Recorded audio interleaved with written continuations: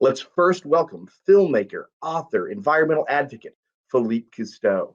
Philippe is a multi-Emmy nominated TV host. You've probably seen him on Shark Week. You've seen him on the Travel Channel's Caribbean Pirate Treasure, or maybe you've watched his other TV shows like Awesome Planet or Oceans. Philippe is here to talk about his book, Follow the Moon Home, a tale of one idea, 20 kids, and 100 sea turtles. So, Philippe, welcome. Chris, I'm delighted to be here. Thank you so much for having me. It's fantastic to have you here. Before we talk about your book, which I loved, by the way, I have to ask you one question. You have dived the ocean depths, you have swam with sharks and whales. What is the coolest thing you have seen in the ocean? That's a great question. There's so many different cool things I've gotten to see, but one of my favorites is watching baby sea turtles hatch and emerge out of their nest in the sand on the beach and crawl to the ocean. It is heartwarming and they're so adorable. It's a very special experience because it only happens, during one season of the year, and you never know when those baby sea turtles in that particular nest are going to hatch. So you're very fortunate when you're able to witness something like that. Well, that's really what the premise of your book is, Follow the Moon Home. Can you tell us about Follow the Moon Home? What's it about? Well, Chris, I spent a few years living on the eastern coast of Florida, and had the opportunity to work with a lot of turtle scientists down there because there's a lot of sea turtle nests down there. And of course, sea turtles are these extraordinary animals. They've been around for hundreds of millions of years, since the time of the dinosaurs.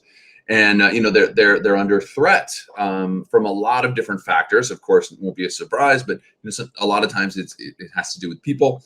And one of those factors that we encountered in Florida a lot is that baby sea turtles, when they're born out of their nest on the beach, they need to get into the water as quickly as possible. Now, unfortunately, they can be distracted by lights in homes behind them, because normally baby sea turtles are attracted to the brightest light source. That's how they know to go to the ocean. And that is the moon reflecting off the water. And so they'll head to the brightest source of light. But if there's a house on the beach with big porch lights on all night long, like a lot of houses do, that's brighter than the moon on the ocean. And so the baby sea turtles go in the wrong direction and they die.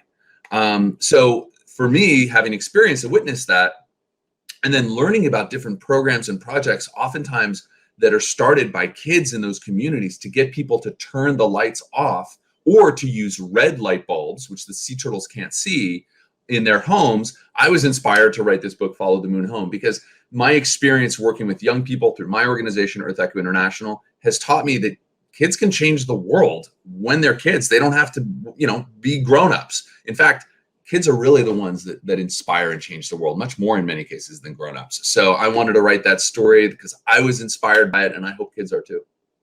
Well, Philippe, that's one of the things I love most about your book, I must admit. The teacher, Mr. J, gets his class involved. Viv and her classmates, they go to work, they solve a problem. And your book even ends with a letter to young activists. So what can all of our friends watching today do to protect the ocean, to protect the planet, to be problem solvers? So the story of the book is about Vivian, and that she is on the beach. She's just moved to this town, and she sees a baby sea turtle that didn't survive, that didn't make it. And a friend of hers explains why. And so she identifies a problem. That's the first step in solving problems. And it doesn't have to be sea turtles. You don't have to live on the coast. We see all sorts of problems in our communities. And so it's finding a problem and then being inspired to understand that you can do something about it, because you can. And then it's about creating a plan, talking to your friends and your family and your teachers, and really going through that process of realizing, okay, now what can I do? And I'm going to create a plan to actually do it. And then we're going to do it. And we're going to get the community involved. We're going to get our friends involved. So it's a testament to the power of young people, to the power of us when we all come together. And it's really a message about how any of us, all of us, no matter who we are, no matter where we live, can find challenges and problems in our communities, and we can help solve them. Well, Philippe, I loved your book. Art was amazing. The story was incredible. But I really loved the ending. The ending of that was so beautiful. Can you talk about how you decided to end the book? Well, I wanted to be, or I was inspired by experiences that I had of being able to watch these little baby sea turtles, head off and follow the moon, hence the title of the book. and to watch them go off into the ocean is and go, and onto this magical journey that they're going to, to experience for decades. I mean, these sea turtles can live over 100 years. And so knowing that some of the projects that we engaged in Florida would make sure and help ensure that these baby sea turtles were going into the ocean, not going backwards towards the lights, is a really inspiring moment, that these sea turtles will live for 100+ years because of the work that you did. Well, Philippe, I have one more question for you. I live in Huntington Beach, and as you know, we've just had a terrible oil spill. What do you say to the kids today? Like, what can we do about something like that to make sure our oceans are protected and we can swim and have a wonderful place to visit and a wonderful place to sustain life? Chris, I appreciate that question. When we think about everything from sea turtles, every single species of sea turtle is either threatened or endangered. Do we think to the big issues like, ocean health, and of course oil spills? I visited the oil spill down in Huntington, and I've seen many oil spills over the course of my life. I think, my recommendation to all of you is to recognize that it starts in your backyard, it starts in your community, and recognizing that when you see even a small problem about, pollution or animals that need help or land that needs to be protected, or maybe a law that can get passed to help cut plastic in your community.